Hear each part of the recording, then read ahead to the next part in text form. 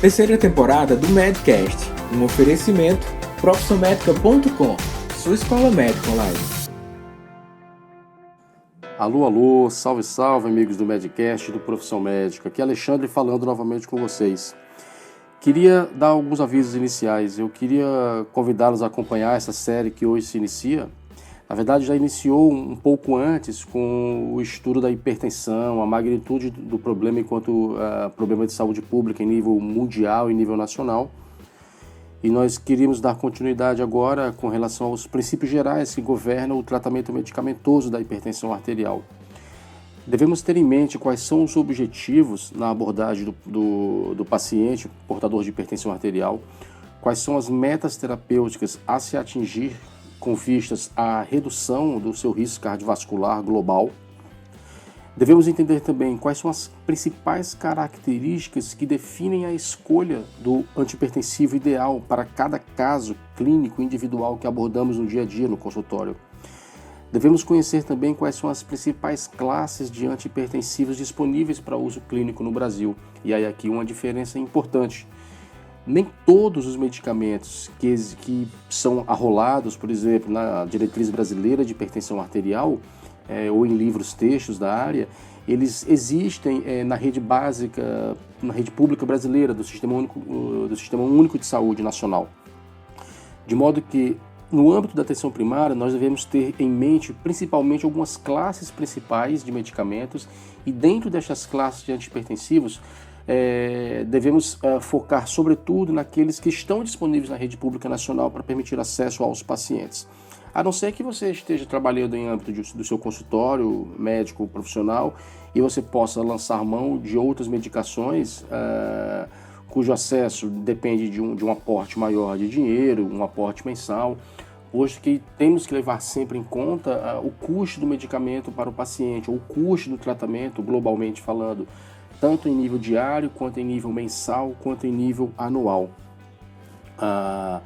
Outro ponto que gostaríamos de abordar seria também em relação aos esquemas terapêuticos. Quais são os esquemas terapêuticos vigentes na literatura nacional e internacional que nos dão suporte científico para a prescrição adequada e correta dos pacientes por nós diagnosticados com hipertensão? Quando você indica monoterapia, por exemplo, quando você mantém a monoterapia, quando que você troca a monoterapia em virtude da ocorrência de efeitos colaterais de uma determinada medicação ou em virtude da não redução ideal da pressão arterial dos pacientes.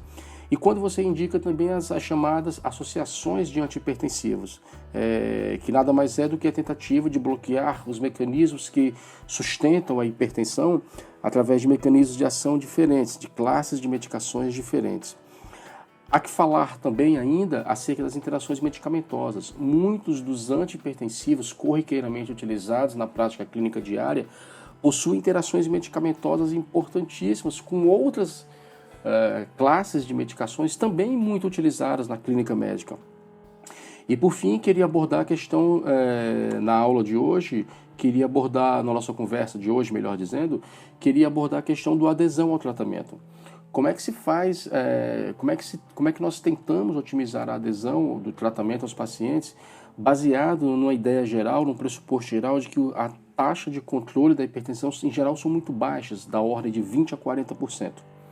Bom, então, a partir de hoje, portanto, nós vamos iniciar um estudo pormenorizado da hipertensão arterial, aqui no formato de podcast, no âmbito do Medcast, bem como no formato de web aulas também, com a interação maior possível também, ok? Então sejam muito bem-vindos. Mais uma vez, eu sou Alexandre e estou com vocês a partir de agora.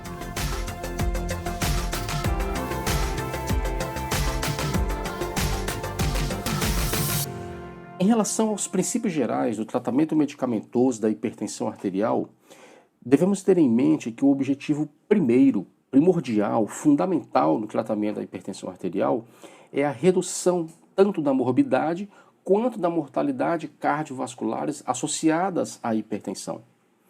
Assim, os antihipertensivos devem não somente reduzir a pressão arterial, mas também os eventos cardiovasculares e, de preferência, as taxas de mortalidade associadas à hipertensão. Evidências provenientes de vários estudos com desfechos clinicamente importantes demonstram a redução significativa, efetiva, comprovada estatística e epidemiologicamente, tanto da morbidade quanto da mortalidade com algumas classes principais de antihipertensivos. Estamos falando aqui com mais detalhe agora a partir do estudo dos diuréticos, o estudo dos beta-bloqueadores, dos inibidores da enzima conversora da angiotensina, os famosos IECAs, dos bloqueadores dos receptores da angiotensina, os famosos BRAS, e dos antagonistas de cálcio. Embora não perdamos de vista que boa parte desses estudos de desfechos clínicos, ao final do seu período de avaliação, em geral já estão associando 1, 2 ou 3 medicações para controle efetivo da pressão arterial dos pacientes. Devemos ter em mente ainda na abordagem do estudo dos princípios gerais do tratamento medicamentoso da hipertensão arterial algumas características importantes de cada antihipertensivo ou de cada família de antihipertensivos. Devemos sempre explicar aos nossos pacientes com riqueza de detalhes a ocorrência de possíveis e eventuais efeitos adversos, explicar que efeitos adversos são esses e deixar sempre a porta aberta para que esses pacientes a nós retornem para que possamos manejar adequadamente tais efeitos adversos. Devemos alertar o paciente também para a possibilidade de eventuais modificações que se façam necessárias na terapêutica instituída, bem como no tempo necessário para que o efeito pleno dos medicamentos seja efetivamente obtido. Dentre as características importantes que devemos ter no nosso radar clínico dentro do consultório em relação ao manejo medicamentoso da hipertensão arterial, devemos ter, primeiro, que a medicação deva ser eficaz por via oral, posto que estamos falando de atendimento a nível ambulatorial. São pacientes de uso continuado do serviço, em que há a resolução, a efetivação de uma prescrição por parte do médico e o necessário segmento residencial e ambulatorial dos níveis de pressão arterial por esse paciente. Posto que devemos ter a certeza ou uma tentativa de nos aproximarmos da verdade da eficácia do medicamento por via oral. Lembrando sempre que na população geriátrica, a população idosa, em geral acima de 60 anos, não podemos perder de vista a ocorrência em potencial de disfagia, de dificuldade de deglutição de alguns medicamentos. Segundo, a medicação antihipertensiva deve ser segura, deve ser bem tolerada e com uma relação de risco-benefício que favoreça efetivamente o paciente. E aí, quando falamos de segurança, não podemos perder de vista que boa parte dos pacientes, e como dos principais efeitos colaterais das drogas antihipertensivas, nós temos a hipotensão, sobretudo nas populações mais idosas. Então, o medicamento deve ser seguro também neste sentido, de evitar hipotensão logo de cara do início do tratamento. Terceiro, deve-se permitir a administração em um menor número possível de tomadas. Quanto menor o número de tomadas diárias da medicação, melhor. Devemos dar preferência para a dose única diária, posto que é muito comum.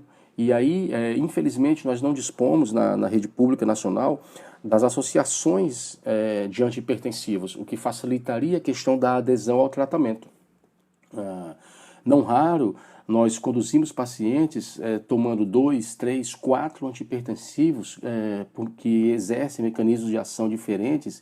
E se você tiver em mente que o paciente eventualmente também tem um diabetes ou é dislipidêmico, aumenta muito a chance de fazermos polifarmácia pela associação de vários medicamentos tomados basicamente simultaneamente ao longo do dia. A medicação deve ser iniciada também como quarto item fundamental e característico para a escolha da medicação. Deve ser iniciada com as menores doses efetivas preconizadas para cada situação clínica em particular, tendo-se em mente que podemos aumentá-las gradativamente, ressalvando-se que quanto maior a dose, maior a chance de termos no consultório e fora dele, portanto, no relato de retorno do paciente, de eventuais efeitos colaterais adversos das medicações, o que prejudicaria sobremaneira a adesão do paciente. Em geral, os medicamentos antihipertensivos também não devem ser obtidos por via de manipulação, posto que há a inexistência de informações adequadas de controle de qualidade, eventualmente do laboratório que tenha feito, questões de bioequivalência ou mesmo de interação química com outros compostos. Devemos ter sempre em mente a consideração de que a associação para os pacientes com hipertensão estágios 2 e 3, ou pacientes com risco alto e muito risco alto cardiovascular, que na maioria das vezes não alcançam a meta de redução da pressão arterial preconizada com monoterapia. Portanto, a monoterapia como abordagem inicial, né, há que se ter em mente uma certa relatividade em relação a ela, né, posto que hoje é cada vez mais comum a associação de medicação com o intuito de controle da pressão arterial dos nossos pacientes.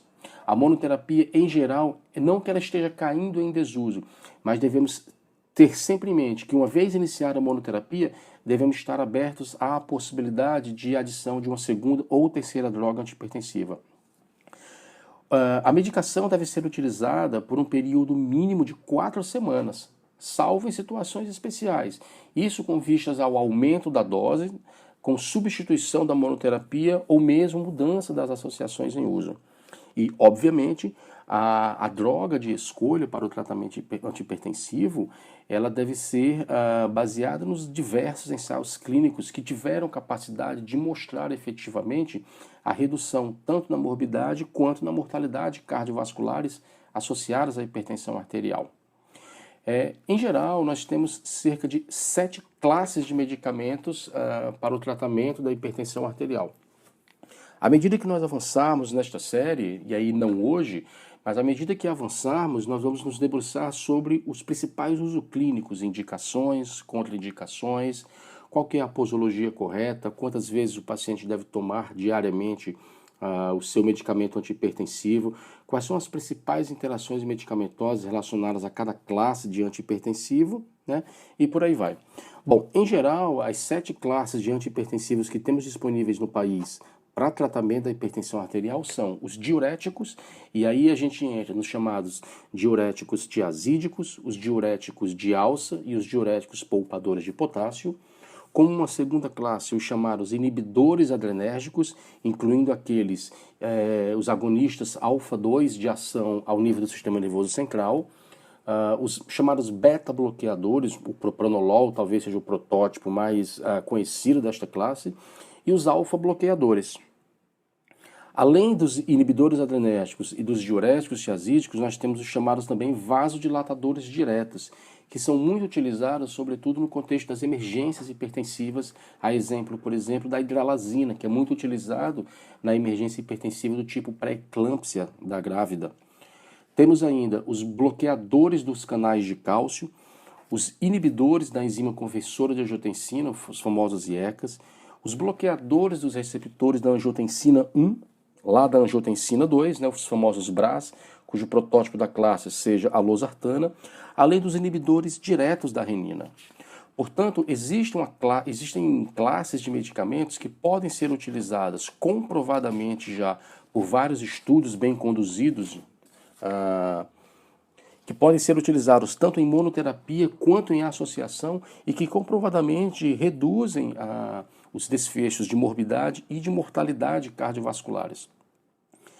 A adesão ao tratamento é um outro ponto importante com a avaliação dos princípios gerais medicamentosos para tratamento da hipertensão. A adesão ao tratamento, em geral, ela é conceituado como o grau de coincidência, o grau de convergência entre aquilo que efetivamente foi prescrito para os nossos pacientes e o comportamento do paciente. Ou seja, um dos principais parâmetros para seguimento da hipertensão é ver se justamente o paciente tem atingido ao longo do tempo as chamadas metas ou alvos terapêuticos.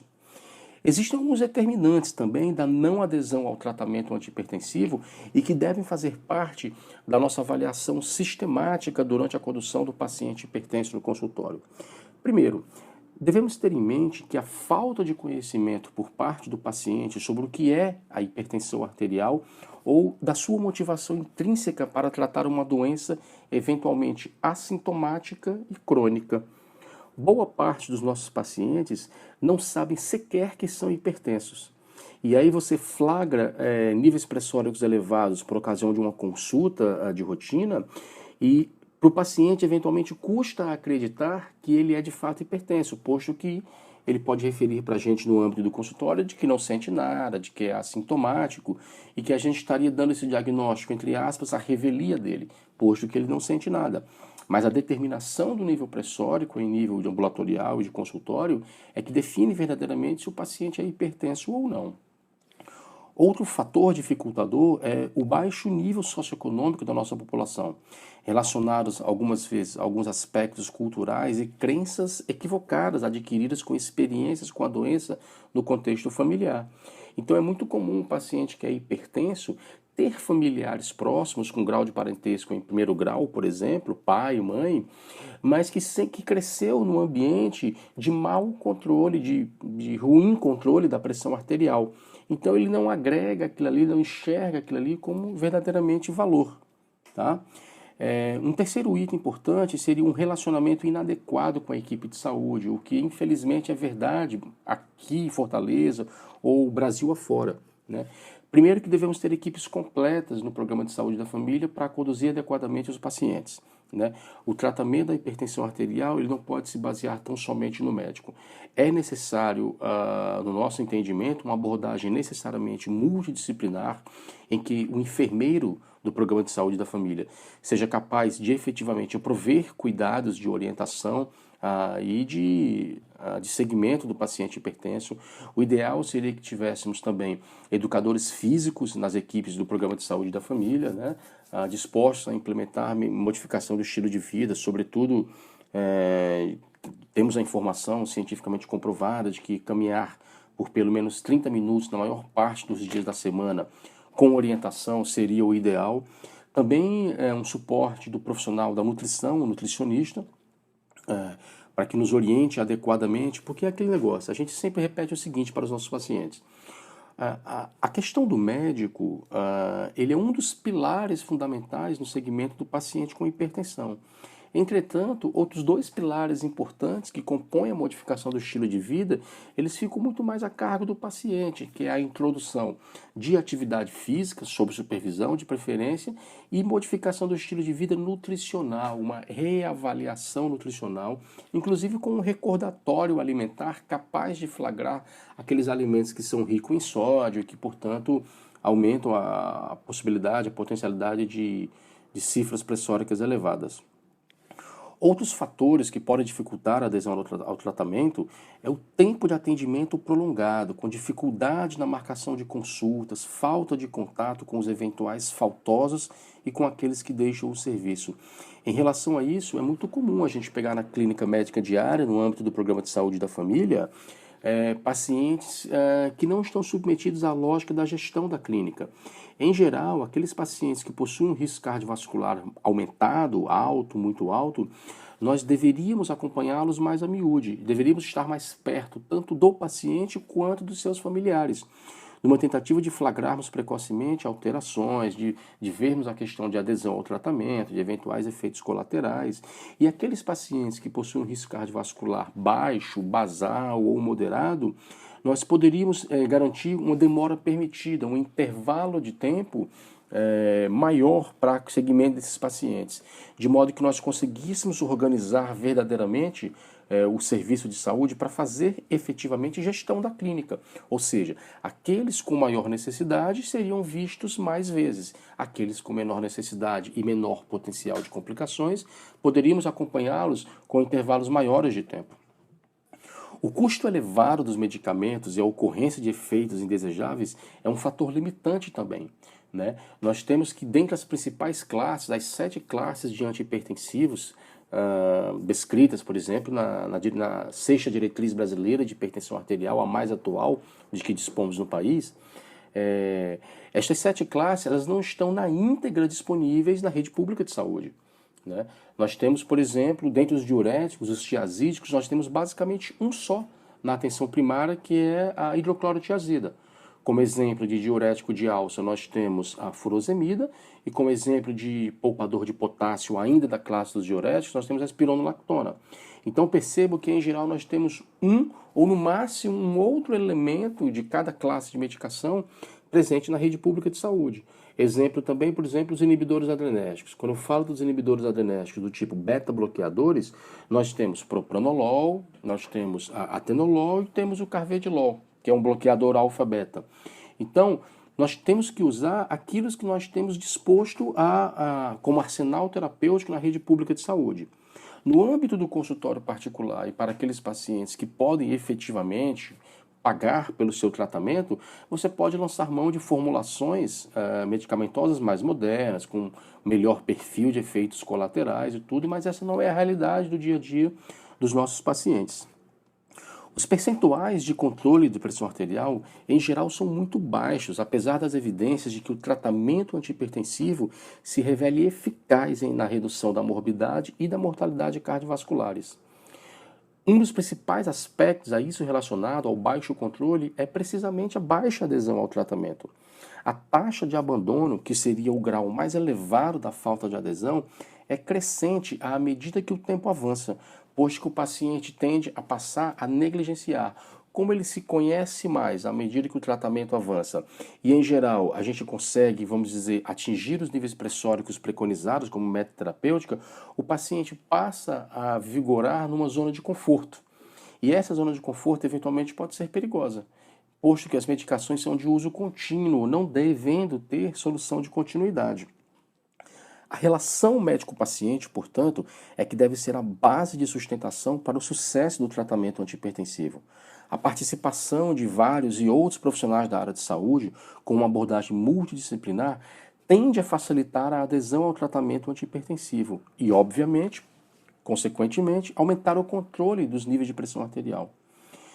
Se fôssemos agora sugerir alguns itens importantes para melhorar a adesão do tratamento e, portanto, melhorar o controle da hipertensão arterial na população em geral, nós lançaríamos mão de mecanismos de educação em saúde, com especial ensejo aos conceitos de hipertensão e suas características. Ou seja, todo paciente, uma vez diagnosticado com hipertensão, deve ser iniciado prontamente junto a ele e junto à sua família medidas de educação em saúde que revelem, que evidenciem quais são as principais complicações da hipertensão para a sua vida e como a família pode se adaptar, por exemplo, em relação ao uso do sal na comida caseira diária. Devemos lançar mão de orientações sobre os benefícios do tratamento, incluindo mudanças de estilo de vida. Os benefícios do tratamento aqui se incluam, gente, não somente a redução do nível de pressão arterial, que é aquilo que chama a atenção do paciente no primeiro momento e de nós médicos dentro do consultório, mas devemos ter um horizonte de médio e de longo prazo de verdadeiramente redução tanto da morbidade, quanto da mortalidade cardiovascular associada à hipertensão. Devemos prover ainda informações detalhadas e que sejam compreensíveis aos pacientes sobre os eventuais efeitos adversos dos medicamentos prescritos, bem como das necessidades de ajustes posológicos ao longo do tempo. O paciente deve ser amplamente instruído sobre eventuais efeitos indesejados que possam aparecer, bem como da necessidade de mudanças posológicas ao longo do tempo. Ok? Então era isso, gente. Basicamente, iniciamos o estudo hoje dos princípios medicamentosos da hipertensão arterial. No próximo programa, a gente vai entrar com pormenores em cada classe e eventuais associações medicamentosas. Ok? Um grande abraço. Prazer sempre estar com vocês. Eu sou Alexandre, falo de Fortaleza, no estado do Ceará. Um abraço Bob, um abraço Daniel. Gente, visitem lá a página do Profissão Médica, escutem o Medcast, compartilhem com a gente suas impressões, enfim, sejamos parceiros nessa caminhada a partir de agora. Um grande abraço!